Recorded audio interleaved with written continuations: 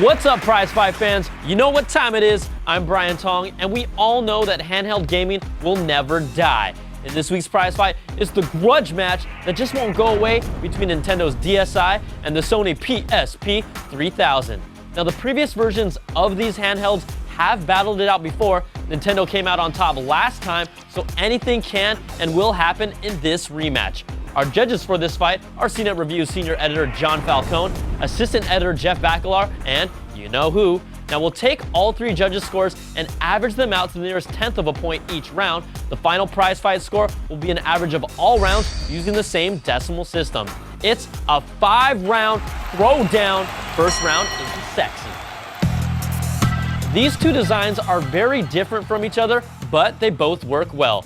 The DSi sticks to its roots with two 3.25-inch displays. The new design is a little slimmer and wider than before, and its surface is no longer shiny. The PSP design has stayed pretty consistent too. It features a great 4.3-inch screen and PlayStation controller layout, but stays away from the shiny and also uses a matte finish.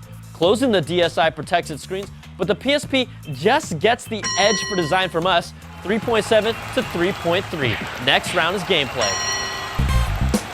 The DSi still offers the most unique gaming experience you'll find with its touchscreen technology. You can make Link follow your stylus in Zelda or use the standard controls with other games.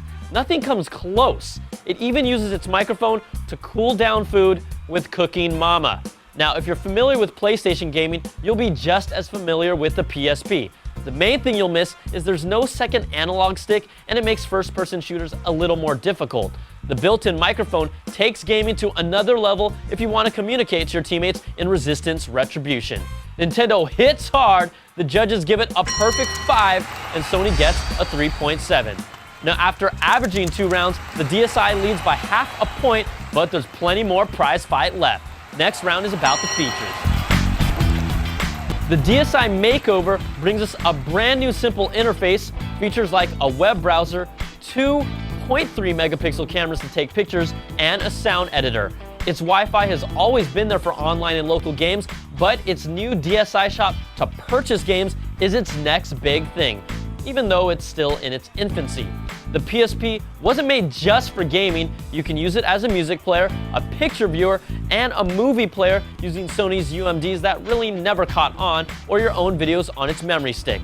Its Wi-Fi allows you to stream the media from your PS3 remotely, browse the web, listen to internet radio. It supports Skype calls with no additional hardware, and you can also access its PlayStation Store through Wi-Fi, which is filled with content and much more developed compared to the DSi's. The PSP hammers the DSi with a perfect 5, and the DSi gets a 3.7. Next up, performance. The DSi is still able to keep rocking even with its larger screens, holding a battery charge anywhere from 9 to 14 hours. It just really depends on your settings. Now, we know it won't wow anyone in the graphics category, but its battery life more than makes up for it.